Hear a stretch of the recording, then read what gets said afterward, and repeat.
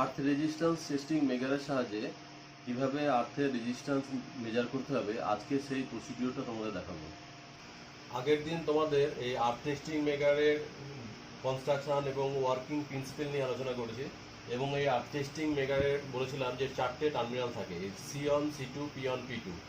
এই 4টে টার্মিনালকে কিভাবে, এখানে দেখো আর্থ ইলেকট্রোড বসানো আছে, এটা হচ্ছে মেন আর্থ ইলেকট্রোড, এখানে টেম্পোরারি আর্থ ইলেকট্রোড আছে এবং এই পয়েন্টগুলো কিভাবে এই আর্থ ইলেকট্রোডের সঙ্গে কানেক্ট করে এর রেজিস্ট্যান্স মেজার করব সেটা আমরা আজকে দেখব।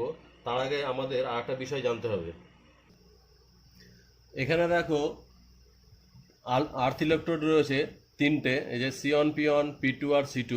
এখানে মেন আর্থ ইলেকট্রোড মানে যেটা আমরা সিস্টেমের সঙ্গে কানেক্ট করি। এখন আর্থ ইলেকট্রোডের যে রেজিস্ট্যান্স এরিয়া অর্থাৎ potential area of earth electrode, সেটা আমাদের জানতে হবে। কি এই আর্থ ইলেকট্রোডটা যখন মাটিতে গাড়া হয় এবং এর কতদূর পর্যন্ত যে কারেন্টটা ফ্লো হচ্ছে কিভাবে, এবং যতদূর পর্যন্ত এখান থেকে যে আর্থ ইলেকট্রোডটা দেখতে পাচ্ছ, এবং এই আর্থ ইলেকট্রোডটা দেখা গেছে যে এই আর্থ ইলেকট্রোড থেকে যত দূরে যাবে মাটির তত রেজিস্ট্যান্স কিন্তু বাড়তে থাকবে। অর্থাৎ এই আর্থ ইলেকট্রোড থেকে এই আর্থ ইলেকট্রোড থেকে যদি এটা 2 ফুট ডিস্টেন্স হয়, এই 2 ফুট ডিস্টেন্সে যে রেজিস্ট্যান্সটা পাবো তার থেকে আরও একটু দূরে গেলে 4 ফুটের জায়গায় আরও বেশি রেজিস্ট্যান্স পাবো।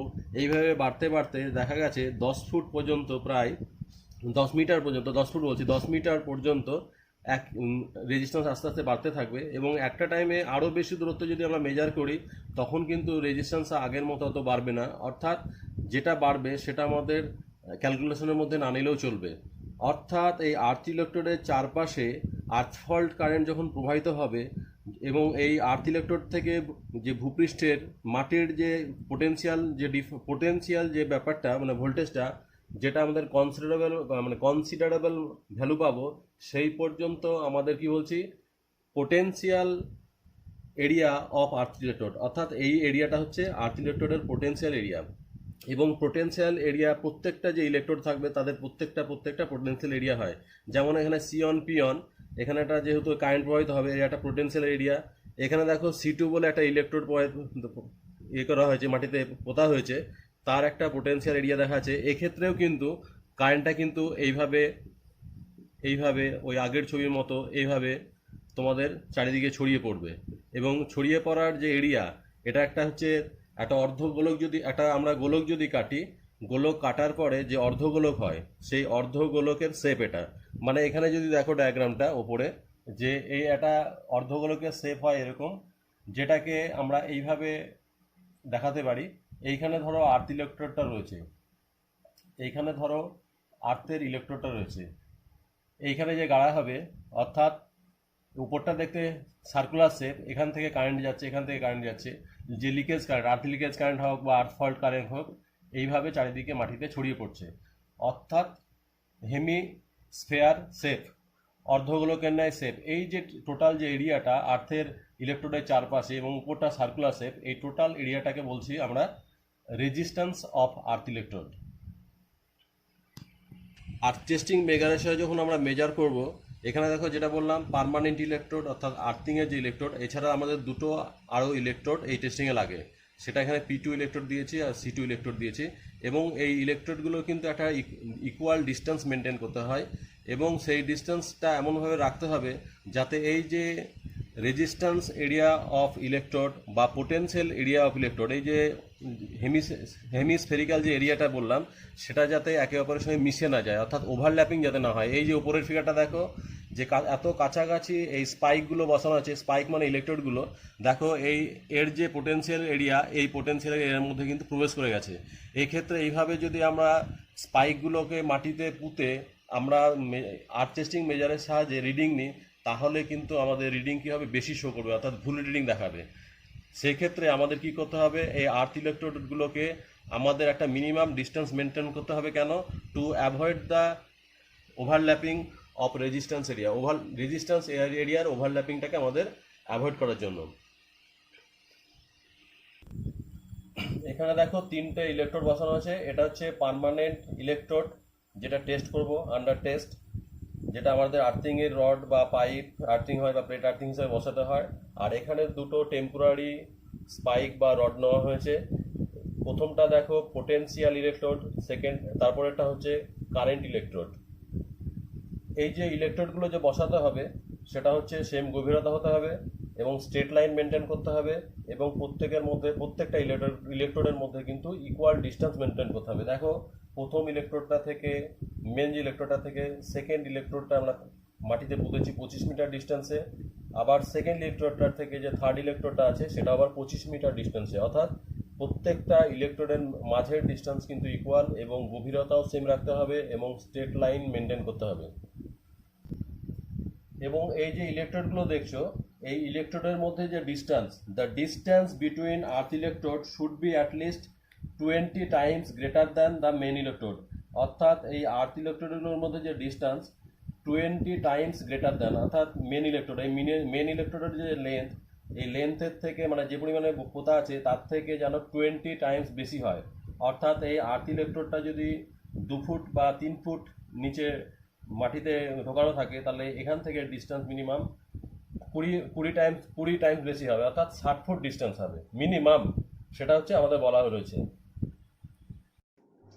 এখন আর্থিং টেস্ট করার জন্য আমাদের যে এখানে 3টে ইলেকট্রোড আছে, ইলেকট্রোডকে কানেক্ট করার জন্য যে আমাদের কানেক্টিং ওয়্যার আমরা ব্যবহার করব, সেই কানেক্টিং ওয়্যারের প্রথমে আমাদের রেজিস্ট্যান্সটা বের করে নিতে হবে। এখানে যেমন একটা গ্রিন কালারের কানেক্টিং ওয়্যার আমরা ব্যবহার করবো, এটা শর্ট করে এই গ্রিন কালারের একটা কানেক্টিং ওয়্যার। তারপরে পোটেনশিয়াল টার্মিনালের জন্য একটা ব্ল্যাক কালারের কানেক্টিং ওয়্যার নিয়েছি, আর কারেন্ট ইলেকট্রোডের জন্য আমরা একটা রেড কালারের কানেক্টিং ওয়্যার নিয়েছি। এই 3টে কানেক্টিং ওয়্যার একসঙ্গে কানেক্ট করে এবার মেগারের হ্যান্ডেল রোটেট করলে যে রেজিস্ট্যান্সটা শো করবে সে হচ্ছে এই কানেক্টিং ওয়্যারের রেজিস্ট্যান্স। কারণ কানেক্টিং ওয়্যারের রেজিস্ট্যান্স আমাদের প্রত্যেকবারই মেজারমেন্টের মধ্যে আসবে। আমি যে এরপরে 3বার রিডিং নিয়েছি দেখবে, সেই 3বার রিডিংয়ের মধ্যে কিন্তু এই কানেক্টিং ওয়্যারের রেজিস্ট্যান্স বাদ দিয়েই মেজার করা হয়েছে। এখন দেখো কিভাবে আমাদের যে মেগারের যে 4টে টার্মিনাল আছে কিভাবে আমরা কানেকশন করব। প্রথমত হচ্ছে এই সিয়ন পিয়ন যে টার্মিনালটা দেখছো, এই দুটো টার্মিনালকে কিন্তু আমরা একটা ওয়্যার দিয়ে শর্ট করে নেব। শর্ট করার পরে এখান থেকে একটা ওয়্যার নিয়ে আমরা এই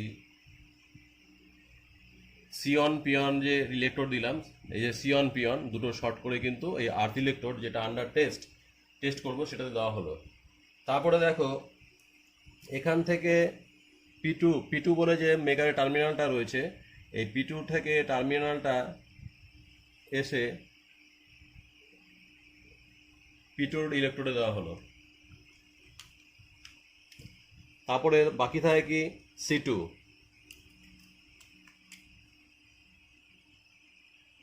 এই C2 টার্মিনালটা সরাসরি আমরা C2তে কানেক্ট করলাম। তাহলে আমাদের কিন্তু সব ইলেকট্রোডগুলো আমাদের রুলস অনুযায়ী যেমন ডিস্টেন্স মেনটেন করা, যেমন গভীরতা মেনটেন করা সবই হয়েছে, সব কানেকশন হয়ে গেছে। এখন আমাদের এই মেগারের হ্যান্ডেল রোটেট করলে আমাদের মেগারের যে ডায়াল আছে, ডায়ালে একটা রিডিং শো করবে, সেই রিডিংটা আমাদের নোট ডাউন করতে হবে। সাপোজ ফার্স্ট রিডিংটা দেখানো হলো তোমাদের স্কেলে 1.4 ওহম, এই ফার্স্ট রিডিংগুলো লিখে রেখেছি। মেগারের ডায়ালে 1.40 ওহম শো করেছে। এখন এই কানেকশন অনুযায়ী আমরা যে ফার্স্ট রিডিং পেলাম তোমরা দেখেছো। এবার এইভাবে আমাদের আরও দুটো রিডিং নিতে হবে। কিভাবে? এখানে পোটেনশিয়াল যে ইলেকট্রোডটা দেখছো, পোটেনশিয়াল ইলেকট্রোডটাকে আরও এখান থেকে 5 মিটার এই ইলেকট্রোডের কাছে গিয়ে নিয়ে আসতে হবে। 5 মিটার, এটা যেমন 25 মিটার ডিস্টেন্স, এবার এই ডিস্টেন্সটা আরও 5 মিটার কমিয়ে নিয়ে আসতে হবে। সেক্ষেত্রে দেখো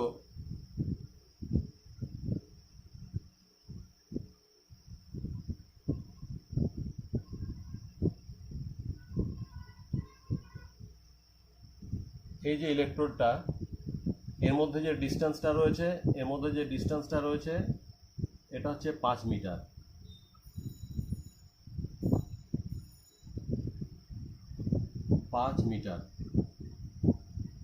এখানে আমরা অ্যারো চিহ্ন দিয়ে লিখে দিলাম 5 মিটার ডিস্টেন্স। এখান থেকে এই যে ইলেকট্রোডটা একটা বসালাম, এটাও সেই ওই ইলেকট্রোডটা এখানে না গিয়ে এখানে গেছে, সেই অবস্থা আমাদের একটা রিডিং নিতে হবে। কীভাবে রিডিং নেব? সেখানে এই ওয়্যারটাকে আমরা ধরো এয়ারটাকে যেটা এখানে আছে সেটা থাকলো, এয়ারটা ওখানে না থেকে ধরো এখানে দেখাচ্ছি, এখানে কানেকশানটা দেওয়া হলো। সেক্ষেত্রে এই ইলেকট্রোডটা ভাববে এই ইলেকট্রোডটা 5 মিটার পিছিয়ে এসছে, অর্থাৎ এই ইলেকট্রোডের কাছে গিয়ে এসছে। এই অবস্থায় আবার সেম মেগারের হ্যান্ডেল রোটেট করলে সেকেন্ড যে রিডিংটা পাচ্ছি, মনে করো এটা সাপোজ ধরে নিচ্ছি রিডিংটা, সেকেন্ড রিডিংটা হচ্ছে 1.30 ওহম। থার্ড রিডিংটা আমাদের কি করতে হবে, আবার এটা যেমন এগিয়ে নিয়ে এসেছি পোটেনশিয়াল ইলেকট্রোডটাকে, এবার পোটেনশিয়াল ইলেকট্রোডের যে মেন জায়গায় ছিল সেখান থেকে আবার এটাকে আরও এইখান থেকে আরও 5 মিটার সরিয়ে নিয়ে যেতে হবে। অর্থাৎ ইলেকট্রোডটা তখন ডটের দিয়ে আমরা যদি দেখি ইলেকট্রোডটা এরকম জায়গায় থাকছে, এরকম জায়গায় থাকছে, এখানে ইলেকট্রোডটা দেখানো হলো। সেক্ষেত্রে বলেছি এই যে ডিস্টেন্সটা এটা হচ্ছে 5 মিটার। 5 মিটার দেখেছো, ডিস্টেন্সটা দিয়েছি আরও, এই ইলেকট্রোডটা এখানে গেছে, সেক্ষেত্রে ডিস্টেন্স হচ্ছে 5 মিটার। এবং 5 মিটার যে ডিস্টেন্স হচ্ছে, এই অবস্থায় আমাদের যে কানেকশানটা এখানে না গিয়ে তখন দেখছি কানেকশানটা এখানে, মানে এই দুটো ধরো আউট, এগুলো নেই, তখন মেন P2 পোটেনশিয়াল ইলেকট্রোডটা এই জায়গায় রয়েছে। এই অবস্থায় ধরো রিডিং এসছে, রিডিং মেজার করে দেখা গেল হ্যান্ডেলটা, মেগারের হ্যান্ডেল রোটেট করে, সেই রিডিংটা হচ্ছে 1.54 ওহমস। এটা সাপোজ এই তিনটে রিডিং যে পেলাম, এই তিনটে রিডিংকে আমাদের কি করতে হবে, এই তিনটে রিডিংকে আমাদের টোটাল করতে হবে। টোটাল রিডিং কত, টোটাল রিডিং হচ্ছে এটা আমাদের যোগ করলে 4.24 ওহমস, 4.24 ওহমস হচ্ছে। এই টোটাল যে রেজিস্ট্যান্স হলো, এই রেজিস্ট্যান্স, এবার টোটাল যে রেজিস্ট্যান্সটা, এই রেজিস্ট্যান্সটাকে আমাদের এভারেজ বের করতে হবে। কি বের করতে হবে, এভি, রেজিস্ট্যান্স এভারেজ বলে লিখলাম, মানে এভারেজ রেজিস্ট্যান্স কত, এভারেজ রেজিস্ট্যান্স হচ্ছে এই 4.24কে আমরা 3 দিয়ে যদি ভাগ করি, আমরা জানি এভারেজ মানে কি, তিনটে রিডিং নিয়েছি, 3 দিয়ে ভাগ করলে 1.08 ওহম হচ্ছে। অর্থাৎ এইভাবে টেস্টিংয়ের মাধ্যমে আমরা 3বার রিডিং নেব। অর্থাৎ প্রথম অবস্থায় 25 মিটার দূরে ইলেকট্রোডগুলো প্লেস করে প্রথম রিডিং যেটা নিয়েছি তোমরা দেখেছো, তারপরে পোটেনশিয়াল ইলেকট্রোডটাকে 5 মিটার ক্লোজারে এনে এই মেন ইলেকট্রোডের কাছে এনে সেটা একটা রিডিং নিয়েছি, সেকেন্ড রিডিং, আবার 5 মিটার মতো এগিয়ে নিয়ে গিয়ে আবার একটা রিডিং নিয়েছি, এবং সেই তিনটে রিডিংকে আমরা টোটাল করে 3 দিয়ে ভাগ করে যে এভারেজ রিডিংটা পেয়েছি, সেটাই হচ্ছে এই আর্থ ইলেকট্রোডের মেন রিডিং। এবং এই আর্থ ইলেকট্রোডের রিডিং মেজার করতে গেলে আমরা যদি নতুন আর্থ ইলেকট্রোড বসিয়ে মেজার করি, সেক্ষেত্রে তো এমনি এইভাবে মেজার করা হচ্ছে, কিন্তু সিস্টেমের সঙ্গে যদি আর্থ ইলেকট্রোডটা অলরেডি কানেক্টেড করা থাকে, সেক্ষেত্রে কিন্তু আমাদের আর্থ ইলেকট্রোডের ওই সিস্টেম থেকে কানেকশানটাকে কিন্তু ডিসকানেক্ট করতে হবে, তারপরে কিন্তু এই যন্ত্রের সঙ্গে কানেকশান করে আমাদের মেজার করতে হবে। টেস্টিং মেগারে যেমন দেখানো রয়েছে 4টে টার্মিনাল, দেখেছো C1 C2 P1 P2, এখানে যেমন দুটোকে শর্ট করে একটা কমন করেছি, কিন্তু অনেক আবার কিছু কিছু মেগারে কিন্তু কোম্পানি থেকে এই C1 আর P1কে শর্ট করে ওরা লিখে রাখে ই টার্মিনাল, ই অথবা জি টার্মিনাল। আর এখানে বাকি যে টার্মিনালটা রয়েছে, একটা P2, ঠিক সেটাকে P লিখে রাখবে, আর হচ্ছে সি। যেখানে 3 পয়েন্ট বিশিষ্ট যে মেগা রয়েছে, সেক্ষেত্রে 3টে পয়েন্ট হলো ই অথবা জি, মানে আর্থ বা গ্রাউন্ডের টার্মিনাল, আর বাকিটা হচ্ছে একটা পোটেনশিয়াল টার্মিনাল, একটা হচ্ছে কারেন্ট টার্মিনাল। এখানে দেখো আর্থের রেজিস্ট্যান্স ইকুয়াল টু আর জি বলেছি, আমরা ইন্ডিকেট করেছি, মানে রেজিস্ট্যান্স অফ গ্রাউন্ড, মানে জি বলেছি, বারবার লিখতে হবে এই জন্য। এখন রেজিস্ট্যান্স অফ গ্রাউন্ড যদি বের করতে যাই অ্যাজ পার ওহমস ল, সেটা করেছে কি potential to the earth electrode. অর্থাৎ আর্থ ইলেকট্রোডের সঙ্গে মাটিতে যে পোটেনশিয়াল একটা ডিফারেন্স হয়, সেই ভোল্টেজটা আমাদের মেজার করতে হবে। আর কি করতে হবে, এবং মাটির মধ্যে দিয়ে কী পরিমাণে কারেন্ট যাচ্ছে, সেটাকে আমরা ভোল্টেজকে কারেন্ট দিয়ে যদি ডিভাইড করি, তাহলে সেক্ষেত্রে আমরা গ্রাউন্ডের রেজিস্ট্যান্স পেয়ে যাব। কি অনুযায়ী, অ্যাজ পার ওহমস ল অনুযায়ী। আর্থের যে রেজিস্ট্যান্সটা আমরা বের করছি অ্যাজ পার ওহমস ল অনুযায়ী, এখানে যেমন ক্যালকুলেশন করে বের করতে হবে। আর সেটা আর্থ টেস্টিং মেগারের ক্ষেত্রে যেটা আমরা দেখলাম, যন্ত্রের মধ্যে যে ওহম মিটার আছে, সরাসরি তার প্রভাবে কিন্তু সে কী করবে, ওই রেজিস্ট্যান্সটা কিন্তু শো করবে। তাহলে আমরা আজকে দেখলাম যে আর্থ রেজিস্ট্যান্স টেস্টিং মেগারের সাহায্যে কিভাবে আমরা মেন ইলেকট্রোড অর্থাৎ আর্থিংয়ের রেজিস্ট্যান্স মেজার করব, তার পদ্ধতি তোমাদের দেখালাম। এই অনুযায়ী এই রেজিস্ট্যান্স মেজার করতে তোমরা দেখলে যে 25 মিটার এবং 25 মিটার ডিস্টেন্স মেনটেন করতে হচ্ছে, যে গ্যাপিংগুলো, তার জন্য আমাদের ফাঁকা জায়গা প্রয়োজন। এবং এটা মেজার করতে গেলে আমাদের বড় বড় মানে লম্বা তার দরকার, ইনসুলেটেড ওয়্যার দরকার, হ্যামার দরকার, যেহেতু স্পাইকগুলোকে আমাদের মাটিতে পুঁততে হবে। আর মেজারমেন্ট করার জন্য আমাদের কী দরকার, মেজারিং টেপ দরকার। এগুলো দরকার। এগুলো হলে আমরা কি করতে পারবো, এগুলোর সাহায্যে কিন্তু আমরা এই মেজারিং প্রসিডিওরটা আমরা প্র্যাকটিক্যালি দেখে নিতে পারবো। আজকে এই পর্যন্ত তোমাদের বোঝালাম, এরপরে বিস্তারিতভাবে জানতে গেলে তোমরা আবার নেক্সট ক্লাসটা ফলো করবে।